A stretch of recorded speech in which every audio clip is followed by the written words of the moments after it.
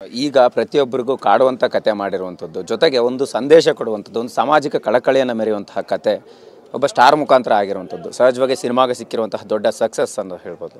So ನೀವು ಹಿಂದೆ ಕೂಡ ಗುರು ಶಿಷ್ಯರು ಮಾಡಿದಾಗ ಕೂಡ ನಮ್ಮ ನೆಲದ ಕತೆನ ಆಯ್ಕೆ ಮಾಡ್ಕೊಂಡಿದ್ರಿ, ಈಗಲೂ ಕೂಡ ಅದೇ ರೀತಿಯ ಕತೆ.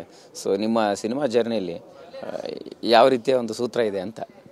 ನಾನು ಗುರು ಶಿಷ್ಯರು ಮಾಡಿದಾಗ ಅದು ಸಕ್ಸಸ್ ಆಯಿತು ಅನ್ನೋದಕ್ಕಿಂತ ಹೆಚ್ಚಾಗಿ ನನಗೆ ಬಂದ ಕರೆಗಳಿದ್ದಾವಲ್ಲ, ಆ ಕಥೆಯ ಬಗ್ಗೆ ಪ್ರಶಂಸೆ. ಹಿಂದೆ ಎಲ್ಲೋ ನಾವು ಬಿಟ್ಟು ಹೋಗ್ತಾ ಇದ್ದೀವಿ ಅಂತ ಅನಿಸುತ್ತೆ ಜಡೇಶ್. ಏನಂದರೆ ಹಿಂದೆ ಸಿದ್ಧಲಿಂಗಯ್ಯ ಅವರು ಭೂತಯ್ಯನ ಮಗ, ಅಯ್ಯೋ, ಬಂಗಾರದ ಮನುಷ್ಯ, ಪುಟ್ಟಣ್ಣ ಕಣಗಳು, ಈ ಥರದ್ದು ಇರುವಂಥ ನಮ್ಮ ಇಂಡಸ್ಟ್ರಿ ಎಲ್ಲೋ ನೆಲದ ಕಥೆಗಳನ್ನ ಬಿಟ್ಟು ಹೋಗ್ತಾ ಇದ್ದೀವಿ. ನಿಮ್ಮಲ್ಲಿ ಆ ಥರದ್ದು ಒಂದು ವಿಶೇಷ ಕಂಡ್ವಿ ಅಂತ ಹೇಳಿದಾಗ ನನಗೆ ಅವಾಗೇ ಟ್ರಿಗರ್ ಆಯಿತು. ಹೌದಲ್ವಾ, ಇವಾಗ ನಾನು ನೋಡಿದ್ದೇನೆ, ನಾನು ತಿಳಿದಿದ್ದೇನೆ ಬರೆದಾಗ ಅದಕ್ಕೊಂದು ನೆಲದ ಕಥೆ ಆಗುತ್ತೆ. ಇವಾಗ ಯಾವುದೋ ಒಂದು ಇಂಗ್ಲೀಷ್ ಮೂವಿಗಳು ಇನ್ಸ್ಪೈರ್ಡ್ ಆಗಿ ಅವೆಲ್ಲ ಬರೆದಾಗ ಅವ್ರ ಕಥೆನೇ ಅದು ನಮಗಿಂತ ಅವ್ರು ಎಷ್ಟೋ ಚೆನ್ನಾಗೇ ಮಾಡಿರ್ತಾರೆ. ಅವ್ರಿಗಿರೋ ಟೆಕ್ನಾಲಜಿ, ಅವ್ರಿಗಿರೋ ಒಂದು ಸೌಲಭ್ಯದಿಂದ ಮಾಡ್ತಾರೆ.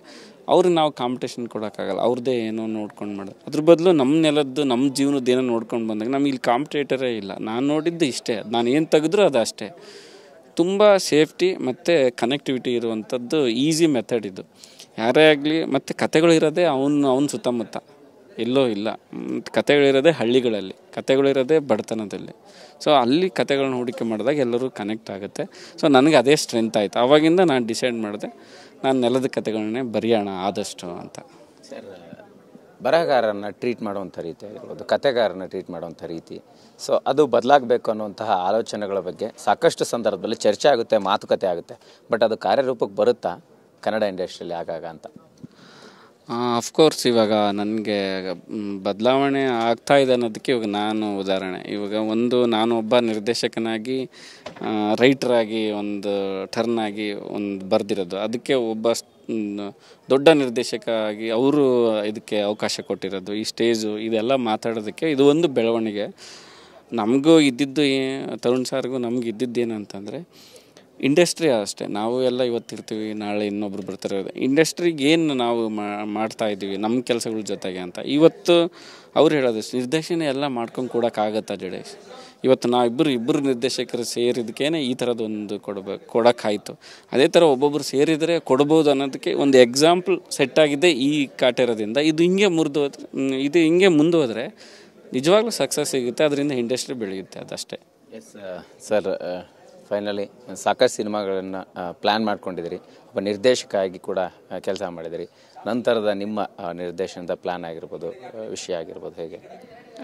ಇವಾಗ ನಿರ್ದೇಶಕರಾಗಿ 2 ಪ್ರಾಜೆಕ್ಟ್ ಇದ್ದಾವೆ. ಒಂದು ವಿಜಯ್ ಸಾರ್ ಜೊತೆ ಒಂದಿದೆ, ಆಮೇಲೆ ಶರಣ್ ಸಾರ್ ಜೊತೆ ಒಂದಿದೆ.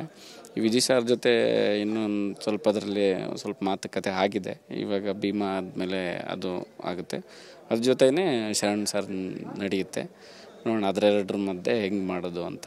ಇವಾಗ ಕಾಟೇರನೂ ಹೊಸ ಬೆಳವಣಿಗೆ ಆಗಿದೆ. ರೈಟಿಂಗ್ದು ತುಂಬ ಅದು ಎಷ್ಟು ಬೇಡಿಕೆ ಇದೆ ಅಂತಂದರೆ, ಎಷ್ಟು ಕರೆ ಬಂದಿದೆ ನನಗೆ ಗೊತ್ತಿದೆ.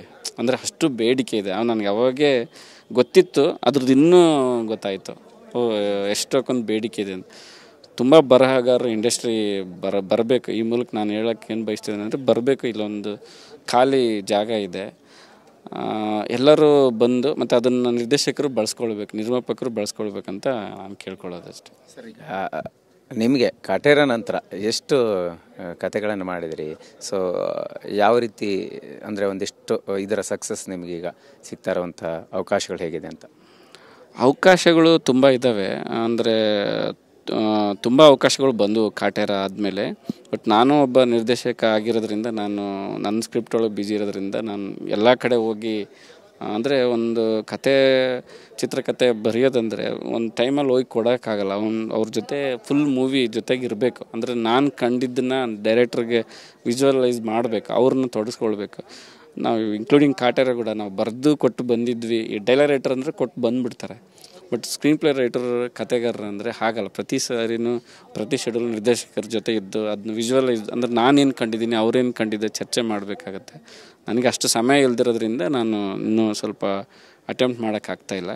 ಬಟ್ ನನ್ನ ಹತ್ರ ಕತೆಗಳು ಅಂದರೆ ಸಂಪೂರ್ಣವಾಗಿ ಬರೆದೇನು ಇಟ್ಕೊಂಡಿಲ್ಲ, ಸ್ವಲ್ಪ ಐಡಿಯಾಸ್ಗಳು ಇಟ್ಕೊಂಡಿದ್ದೀನಿ. ಅದು ಕಾಲ ಬಂದಾಗ ತಕ್ಕಂತೆ ಡೆವಲಪ್ ಮಾಡಬೇಕು.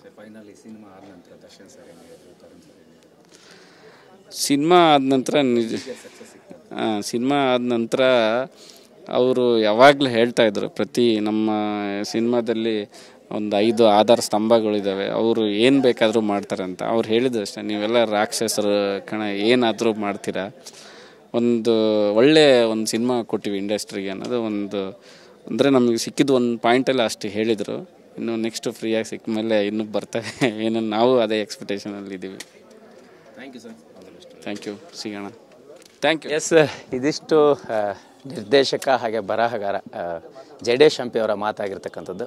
ಕನ್ನಡ ಇಂಡಸ್ಟ್ರಿಗೆ ಬರಹಗಾರರ ಅವಶ್ಯಕತೆ ಇದೆ, ಅದನ್ನು ಬಳಸ್ಕೊಳ್ಳುವಂತಹ ನಿರ್ದೇಶಕರು ಕೂಡ ಬೇಕು ಅನ್ನುವಂಥ ನಿಟ್ಟಿನಲ್ಲಿ ಕಾಟೇರದ ಕತೆ ಬರೆದಂಥ ಜಯದೇಶ್ ಕುಮಾರ್ ಹಂಪಿ ಹೇಳಿರ್ತಕ್ಕಂಥದ್ದು. ಕ್ಯಾಮ್ರಾ ಪರ್ಸನ್ ಗಿರೀಶ್ ಜೊತೆ ಮಾಲ್ತೇಶ್ ಚೆಗ್ಗಿನ್, TV9 ಬೆಂಗಳೂರು.